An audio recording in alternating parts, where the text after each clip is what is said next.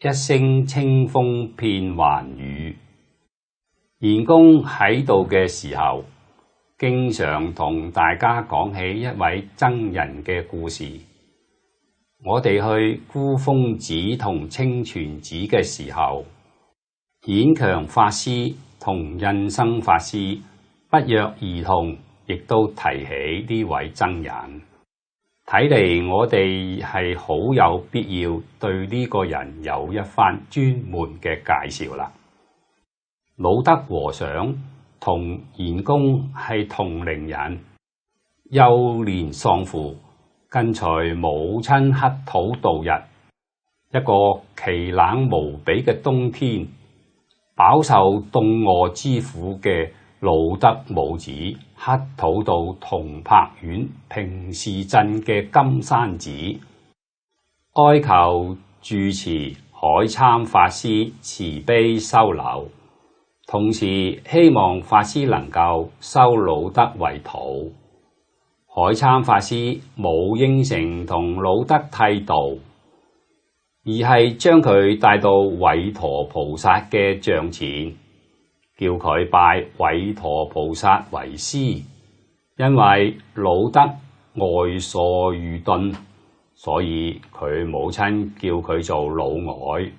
南洋方言中外同德同音，所以傳之日久就演變成咗魯德。魯德就咁樣出咗家，冇剃度師，亦冇法名，更不曾受戒。從此平時鎮方圓幾十里嘅百姓都記得一個每日膊頭搭布袋出外化緣嘅外和尚。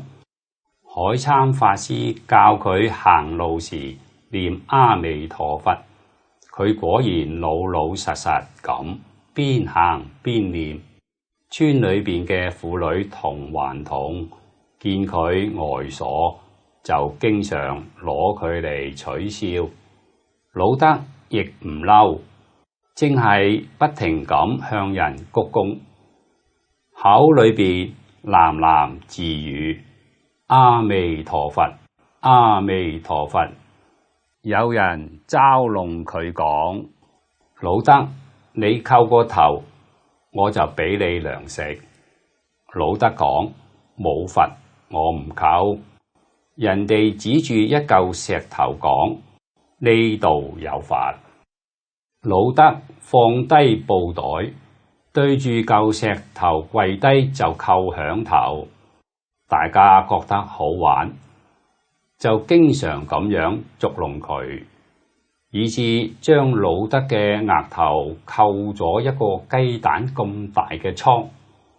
更有欺人太甚嘅，指住牛糞同魯德講：呢度有佛。魯德講：有佛我就拜，然後就對住牛糞叩頭啦。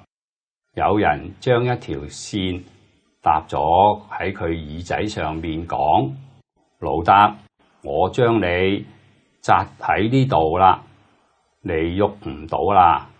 魯德就企喺太陽下邊喊，好耐都唔喐。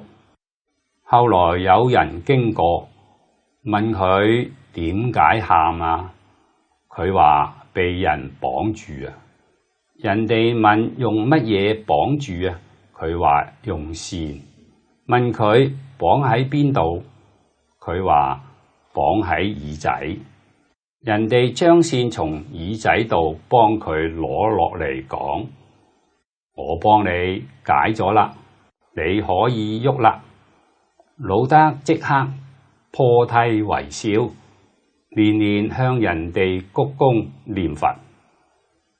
魯德化緣返到寺院之後，一定先去到韋陀菩薩像前跪拜，講：師父，我返嚟啦。然後再將化返嚟嘅嘢攞到大殿供佛。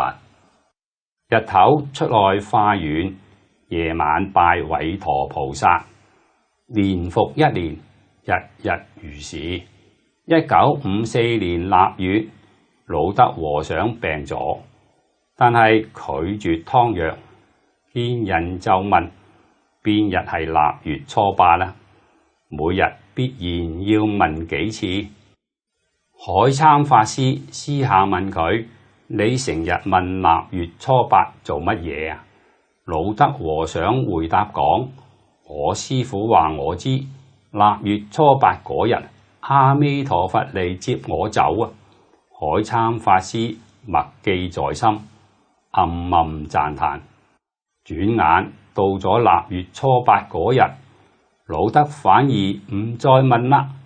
自來僧人同佢講：今日就係臘月初8，你到底想做乜嘢呢？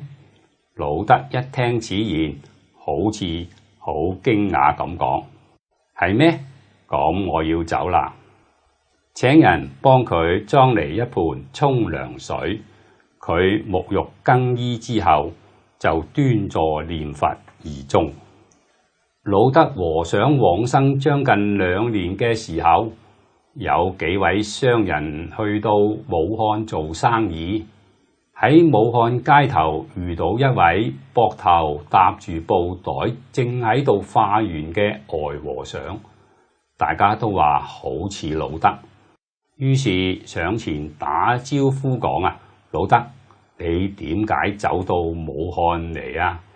呆和尚睇住佢哋，傻傻地咁笑住講：化緣啦！大家講，同我哋一齊返去啦。呆和尚話：我過幾日再返去啊。等到呢幾位商人從武漢返嚟，同平時鎮嘅百姓講起佢哋喺武漢街頭遇到魯德嘅事情，先至知道魯德已經往生2年啦。但係佢哋依然非常肯定咁講，佢哋遇到嘅就係魯德和尚啊。因緣生案，南無阿彌陀佛。魯德和尚嘅事跡喺南洋所有嘅僧眾當中，幾乎係冇人知嘅。但係因為年代久遠，流傳有好多錯誤。因為賢公生前曾不厭其煩咁反覆講起，所以末學認為有必要去認真對待。因此，末學同印智法師特登走去平時鎮做咗一番深入嘅調查。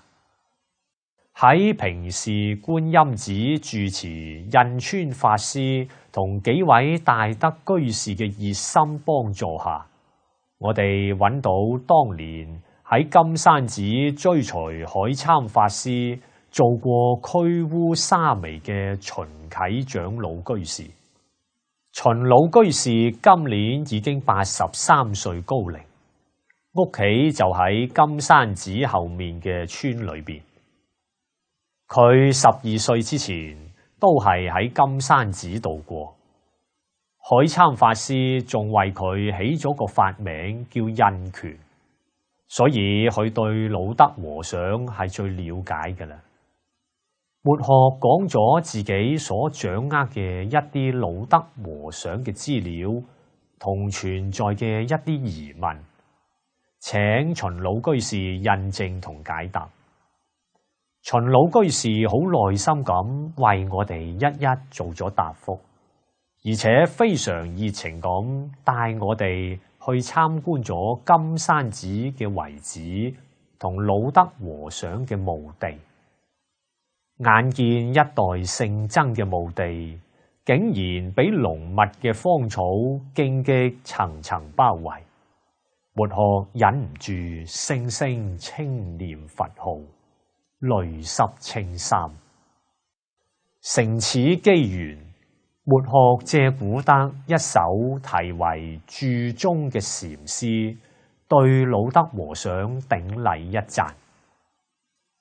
大雄溝裏翻身出，不犯黔隨世萬軍。一聲清風遍寰宇，喚回多少夢中人。